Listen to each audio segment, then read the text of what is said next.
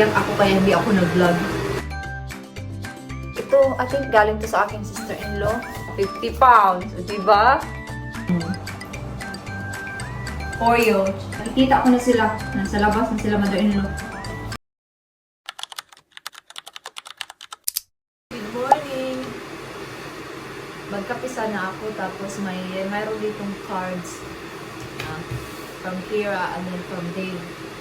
Tapos si Dave meron ditong letter.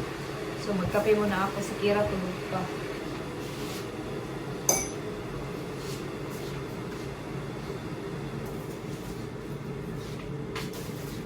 It's my birthday today. Yes, darling?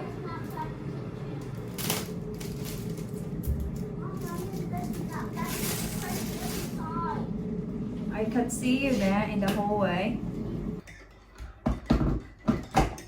Gusto niyang i-open ko na daw yung card na galing sa kanya. Wait lang. Punta tayo sa sala. So you want me to open this one from Daddy first and then I will open that one, yeah? This is the card I picked.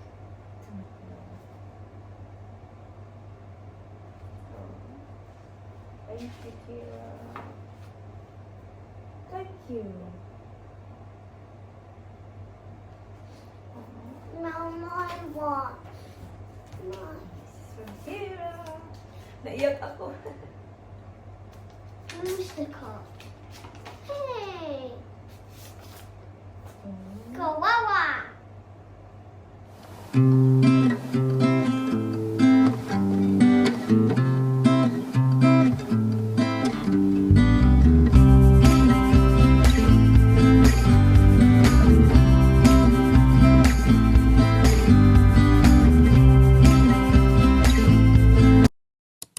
Look, and from Kira. Thank you. Eat now, or in a little while. Something to me.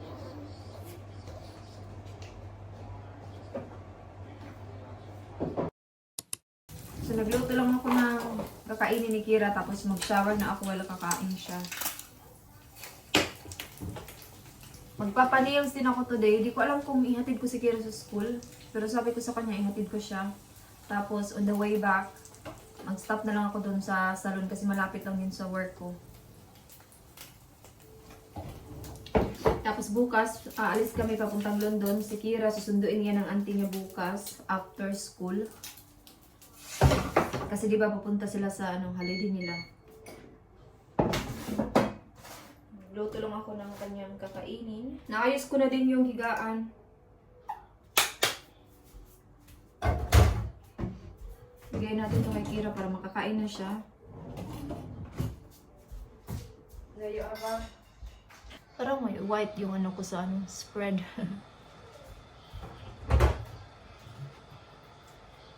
Bigyan ko din siya nito.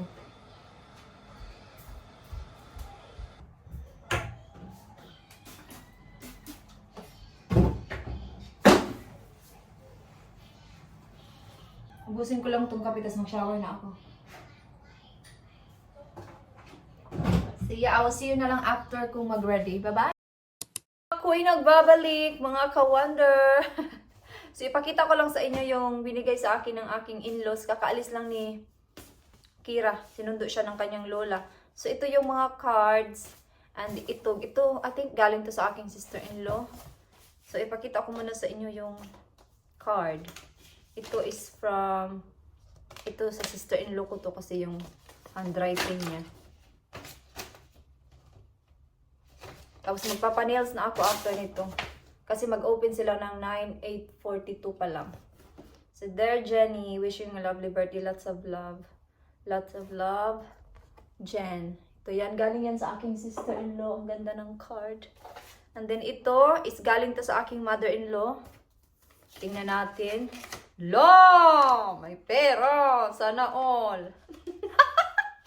Binigyan ako ni mother-in-law ng pera. Oh, lo! 50 pounds. O, diba? Sana all.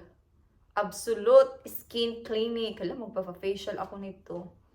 65 pounds. Wala, gamitin ko kaya to sa pagpapanails, no? I don't think meron silang available today kasi you need to book man in advance. So, i-keep ko lang to. Ito, ipapanils natin yan. Hala, kasana all. Ito naman is galing to sa kanilang dalawa. Sa father-in-law ko at saka sa aking mother-in-law.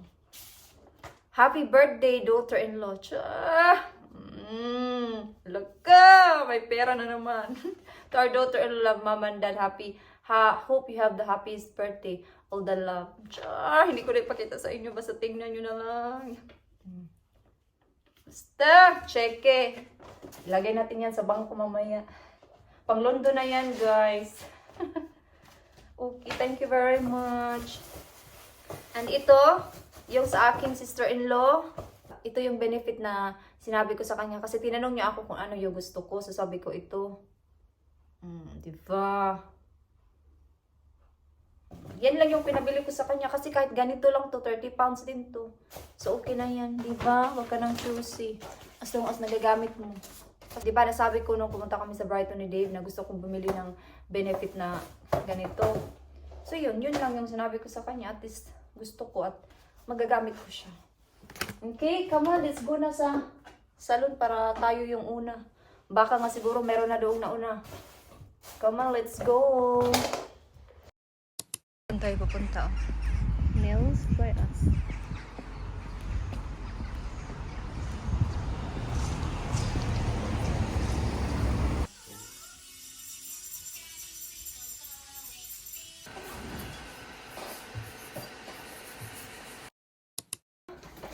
So, ito na yung kulay ng nails ko. Brown lang. Simple lang. So, pumunta ako sa Morrison. Bumili ako ng carrots. Ito, single cream para sa pudding mamaya. Bumili ako ng oyster sauce. And then ito, pang-add lang sa dinner namin mamaya. Bumili ako ng prawns para sa pansit. Itong manok para sa adobo. And then, cabbage. Yun lang. Tapos pupunta kami ni mother-in-law sa Lidl in mga 20 minutes kasi wala na akong rice. So, kailangan ko ng rice mamaya. So, ilagay mo natin to sa fridge. Hindi na ako mag-grocery shopping kasi di ba wala kami dito bukas. So, sa Monday na lang kami mag-grocery shopping ni Dave.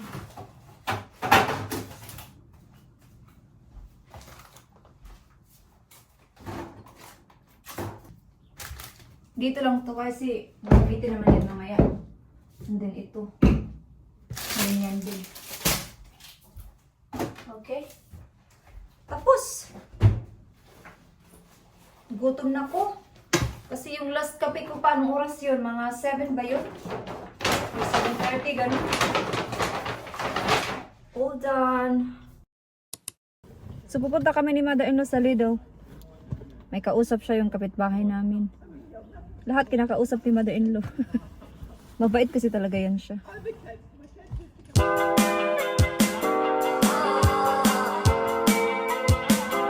Nandito kami sa The Range ni mother-in-law. Kuha ako nito kasi wala na akong panglinis. £1.19. Yan din ko tayo nito. Kasi yung mga damit ni Kira. Or maybe ito na lang. Whites. For whites. Ito mas mura. $1.49. Ito na lang kasi mura lang. $1.49.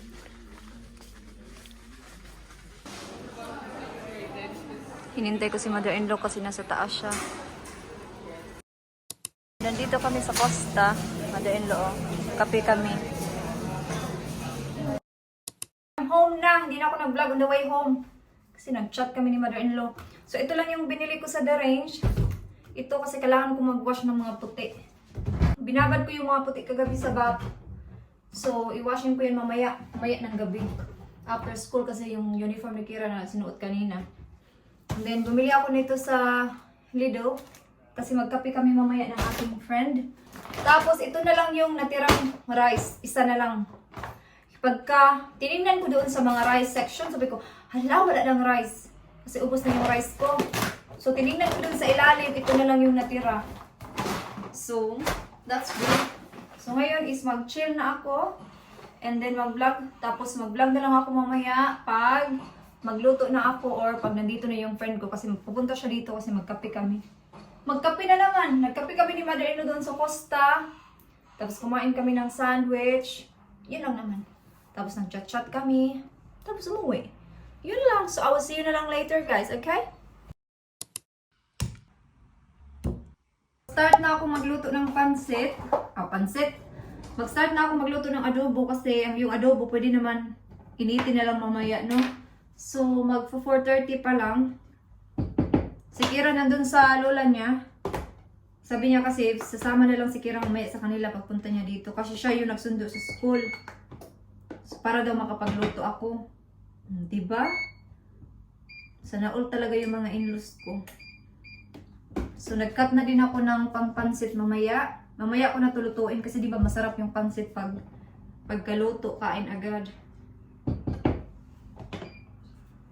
Mag-adobo na lang muna. Binabad ko siya sa tuyo.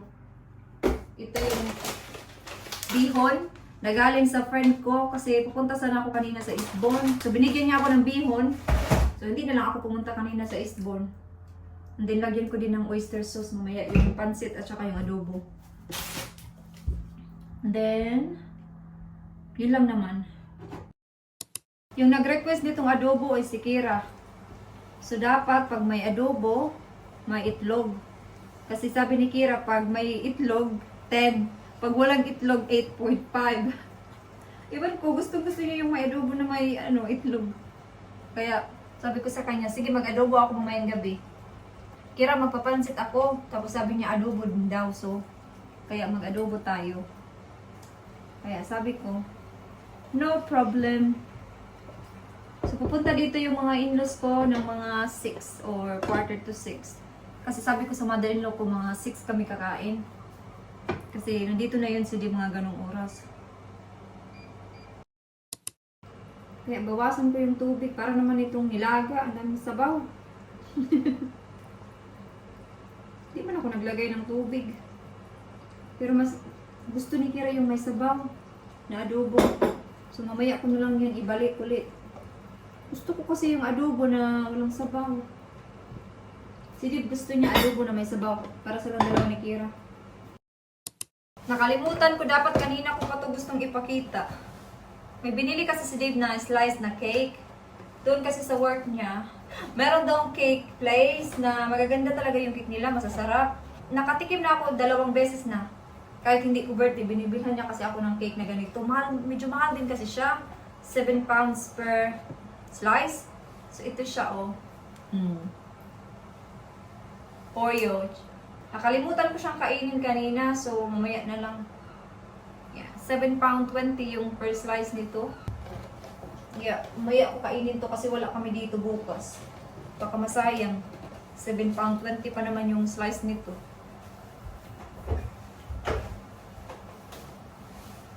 Na-try ko yung binili niya before. May binili siyang chocolate cake, tapos yung strawberry cake ata yung isa or carrot cake. Yun yung natikman ko dati. Nagluto na ako ng rice. Kakaun lang ng aking rice.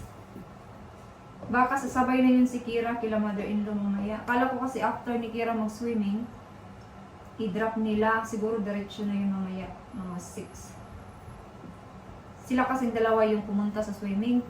Si father-in-law at saka si mother-in-law. Nag-start na ako magluto ng pansit. Hinaan ko lang siya. Kasi magpa 5:30 na din. By the way, si Kira, napak ko na yung mga damit niya kahapon pa. So bukas, susunduin siya ng kanyang auntie, pero yung flight nila ay sa Sabado pa, mga 6:30. So sabi ko kay Kira, you need to sleep early para maaga ka rin magising. Kasi siguro mga 5, dapat nag-ready na yan sila. So hanggang Tuesday sila. Excited na daw siya. So kanina pupunta kami ni Mother-in-law sa Sainsbury's after namin mag-arrange. So kumuha kami ng travel money. So meron si Kirang 50 pounds. Or baka, babalik si Kira na dala-dala niya pa rin yung 50 pounds niya as always. Kasi yung auntie niya, binibilhan din kasi siya. So hindi niya nagagamit yung pera niya. Pero sabi ko kay Kira, you need to use your money. Excited na siya. Nagluto na ako ng pansit before kila in-laws ko. Kasi yung father-in-law ko, mahilig siya sa gulay. Gusto niya yung gulay is hindi masyadong maano ba, cook masyado. So ito ay half cook ko lang to. Nakikita ko na sila, nasa labas na sila mother-in-law.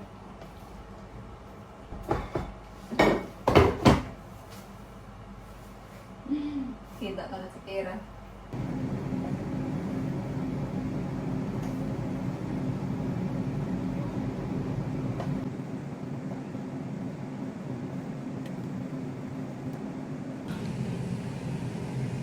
Kunti lang.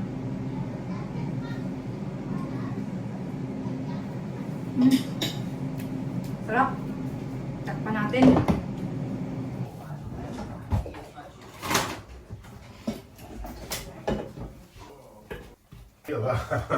The pancit is ready din. Yeah. Tapos na kami kumain. Nagustuhan talaga nila yung adobo, no? Ito talaga yung panglaban natin sa kainan, yung adobo. Mapapiesta, mapaunsa pa din ha, kalag-kalag. Pasko, lahat ng okasyon. Hindi nawawala yung panglaban ng mga Pinoy, adobo. Bigyan ko sila ng pansit kasi wala naman kami dito bukas. Masayang lang yan. Si Kira, pinagmalaki niya talaga yung pansit na paborito daw niya. From kanina, nakaganito na tayo. So, nakaalis na sila in-laws ko kanina pa mga 1 hour ago na. So, si Dave nakapaghugas na din. Mag-washing ako ng mga puti at saka mga decolor.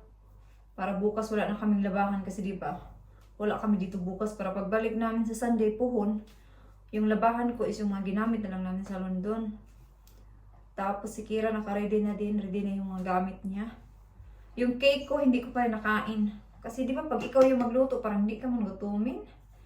And nakakapagod talaga yung magluto ba ng Pinoy na pagkain kasi lahat talaga ba maggisa, iba sa English food na madali lang, oven lang, init-init lang. Tapos sa atin kasi kay maraming hugasan, maraming mga ikat, pero iba din naman kasi yung pagkain natin kasi mas presko ba, mas fresh talaga siya kasi sa ibang English food. Kasi sa kanila mga mga frozen, tapos mga, yung nga, init-init lang, madalian sa kanila. So anyway, i-end ko na dito yung vlog. Malinis na dito, oh. Nalagyan na din ni Dave ng bleach. Perfect. And magkita-kita na lang tayo sa susunod na vlog. So yeah, so thank you so much guys for watching this vlog. And I hope to see you guys on my next one. Bye-bye!